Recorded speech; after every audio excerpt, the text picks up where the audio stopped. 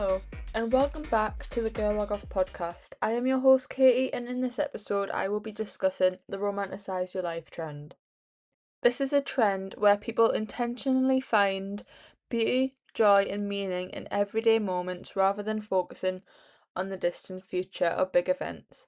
It can be said that it is a practice of living with intention by appreciating small things like a cup of coffee, a walk, or a tidy space. This has often been inspired by social media aesthetics that will bring a person a sense of mindfulness. While it can be a positive way to improve someone's mental health, it can also add a lot of pressure and detachment from reality if taken to an extreme. But we will go into that further in the episode. What are the core concepts of this trend? Now, from what I've found, there are four key ones on this trend, which are appreciating the mundane, living with intention, mindset shifts, and main character energy, in which we discussed in the previous episode. But what are these things? Appreciating the mundane is pretty much the groundwork of the trend, which is where people will find significance in simple, ordinary activities. For instance, making breakfast, working out, or doing chores. Living with intention is when someone consciously chooses to notice and elevate small moments, which include things like enjoying plant-filled space or listening to a favourite song, which again are pretty normal things that people enjoy or partake in on a daily basis. So, why does it need to be romanticised? And finally, some people will have a mindset shift, which is where people will focus on what they already have and create a growth mindset to find happiness and positivity in the present, rather than constantly seeking a future goal, which I guess is good for a lot of people, especially if they have reached that part in their life where they are content with how it is. However, there is nothing wrong with being ambitious and wanting to achieve big goals, neither. Another thing is, if we take main character energy into account, how are you supposed to play the main character in your own life if you aren't ambitious in the goals that you want to achieve? If you aren't standing out in the crowd, thinking that everyone has their eyes on you? But how does this trend actually show on social media? Now, the majority of the content made on this trend is in aesthetic videos, which often feature slow motion shots of pleasant activities like a steaming coffee, a walk in the park, or arranging flowers, all of which have very clean or white backgrounds. And for the parks, they have been enhanced colour-wise, especially in the spring, summer and autumn. A lot will focus on small luxuries, showcasing the simple pleasures, such as having houseplants. Some people even go as far as aestheticising, grating their own cheese, which is a little far-fetched, like it's literally cheese, or simply buying themselves a bouquet of flowers. And finally, mindfulness in daily rituals, in the sense that they present their everyday routines as intentional, peaceful, and filling the content with only the aesthetically pleasing moments of their days. Another thing that is shown a lot across this trend is the clean girl aesthetic, which is technically briefly explained above. I suppose in a way, over the years, the romanticising life trend has developed into others, and this one being one of them. But by clean girl aesthetic, I am referring to the likes of all the clean and pristine backgrounds in people's content. All the pastel colours, cute clothes that are really girly, like the little cardigans that are paired with the light jeans or the ditzy print summer dresses and things like that. And before we get into the interviews, let's discuss some of the potential downsides of this trend, because there are a few. First of all, there is the fact that some people partake in the trend for escapism from reality, which is where they use this trend as a way of dealing with real life problems, well, escaping from real life problems, to put it straight.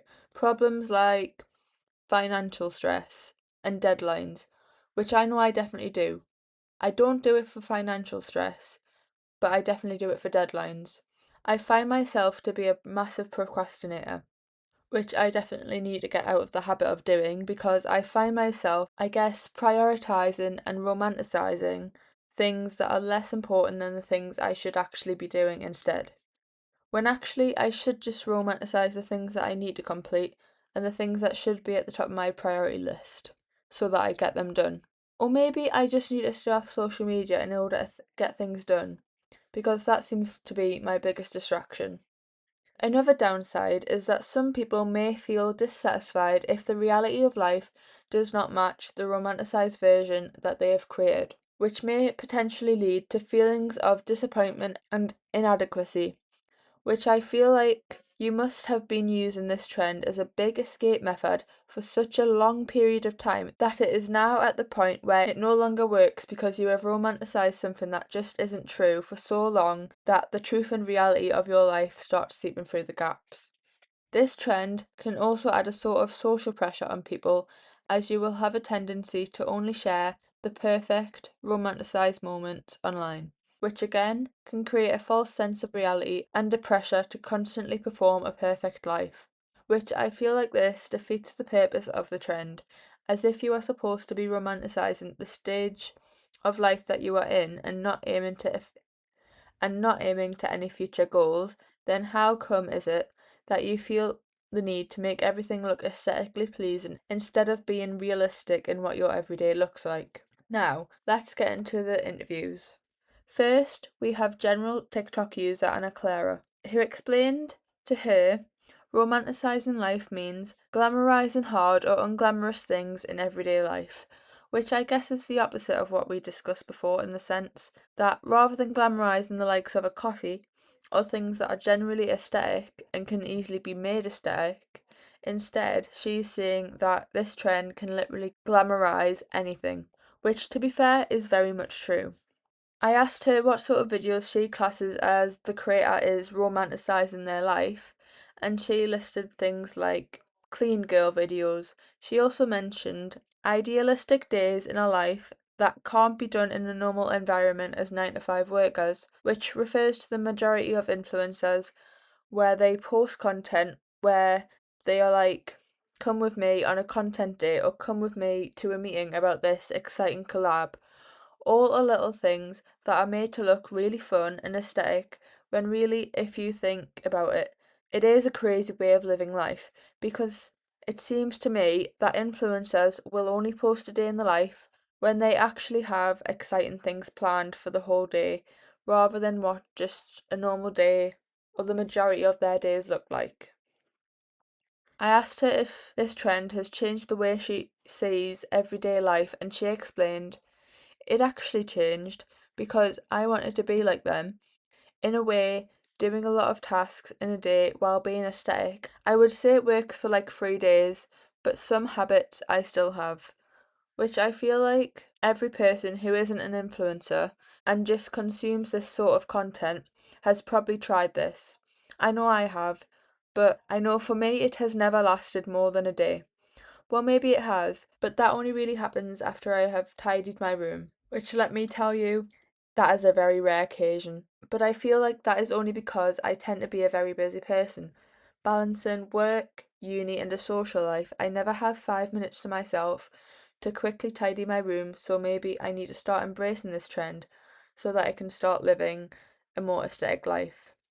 Something I was curious about, though, was whether this trend made people feel motivated, calm, or pressured.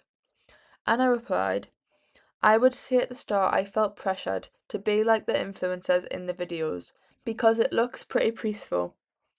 And my life is the opposite, I would say. I wanted to be like them when I wasn't sure who I was. I looked up to these people, but now that motivates me in a good way because I don't need to be the standard that they are showing. Actually, I take more of an inspiration that want to be like the influencers that are doing this trend. For me, I think this was a very good way of explaining this because I can imagine that a lot of people can consume this sort of content and will feel this way in a sense that they will either feel pressured to either live their life this way or maybe even produce this sort of content. However, some may instead feel motivated to produce this sort of content and live this way. She also explained it could be both things. One thing I picked up on making playlists for certain occasions. I love that, or be better on planning a routine.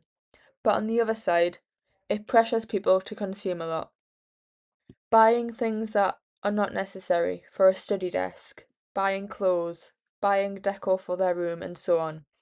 And I think that is actually pretty harmful to younger people that don't have the right money and their minds in the right place. From this, I feel like music plays a big role both in this trend and main character energy, like we discussed with Corey.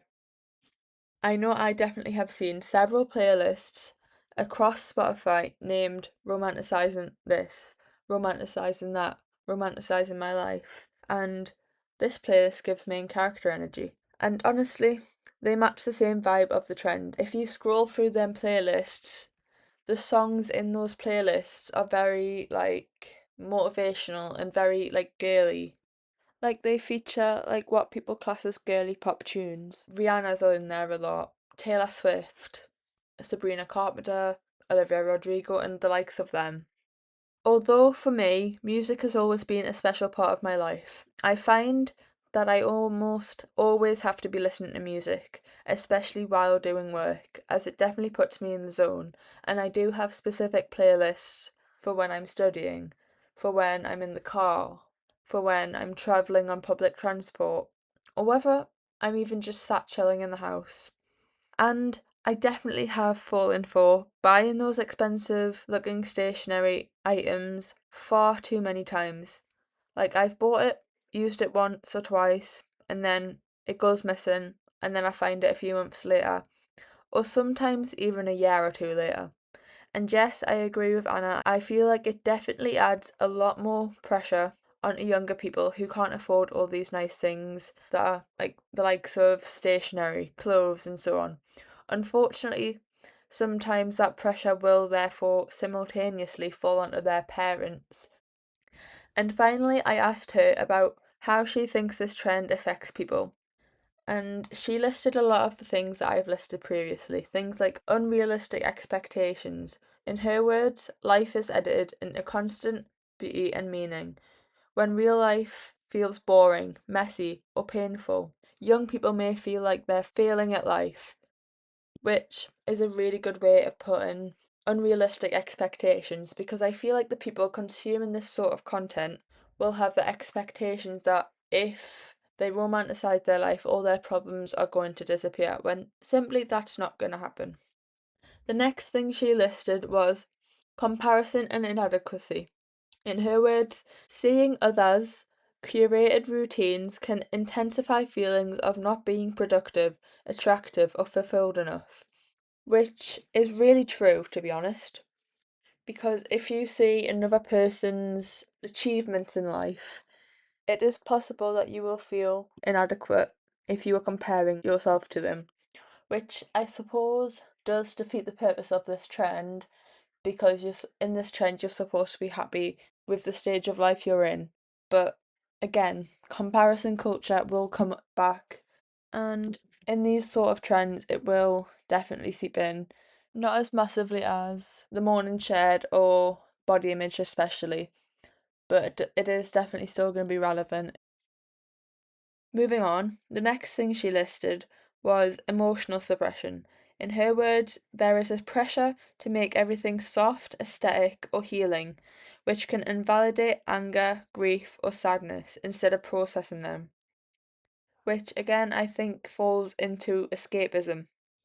The idea of invalidating anger, grief, or sadness instead of processing them is probably not a good way of going.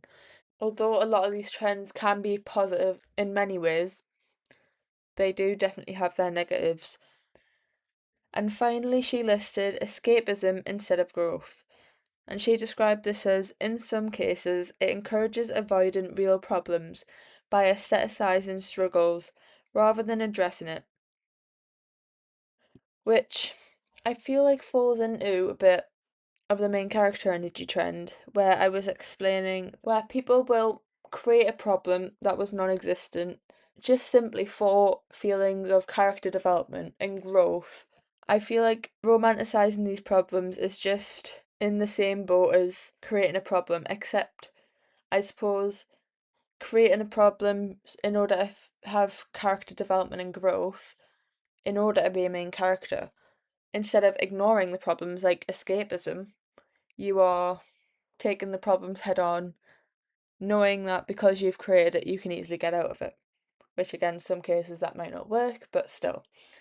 When escapism, you are creating fake scenarios in order to escape, say, the financial struggles that you're facing, or just general problems that maybe someone who has more feelings of character energy will experience and use it as character growth.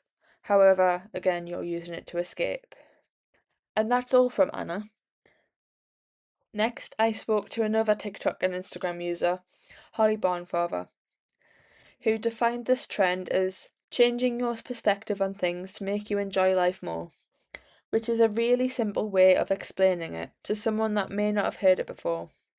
As it seems that in order to embody this trend fully, you do have to change your perspective a little, especially to aestheticize and be happy with your current situation. Similar to Anna, she thinks that day in the life videos is the type of content that shows this trend the most, which again is the most common aspect of this trend, as I feel like you can't romanticize your life while only drinking your morning coffee. So instead, showing it through your whole day makes more sense. However, personally, I think I tend to just romanticize the small moments in life. I feel like the only time I fully embrace this trend is when I go away on holiday, or even away to the lakes, because I feel like both going on holiday and going to the Lake District are very easily to aestheticize because they are very aesthetic looking places. I'm going to New York this year, so I will definitely be romanticising my life while I'm there. Holly said to incorporate this trend into her own life, she will observe things other people do or say and see if it works for me, which I think a lot of people who consume this content will do. I think viewers will try to mirror the things that influencers do until they find something that works for them, while influencers may observe other influencers and will have to come up with their own angle so that they aren't copying other creators, which I feel like for a lot of trends and things like that, influencers probably have to do. I asked Holly if she ever romanticizes the small moments in her life, and she replied, "Yes, I make sure to enjoy moments more when I'm living them, rather than looking back and feeling sad or missing that moment. It makes you enjoy life more." She does think this trend can create unrealistic expectations as she described, as viewers may wonder why their life isn't like that or expect their life to be like that in the future.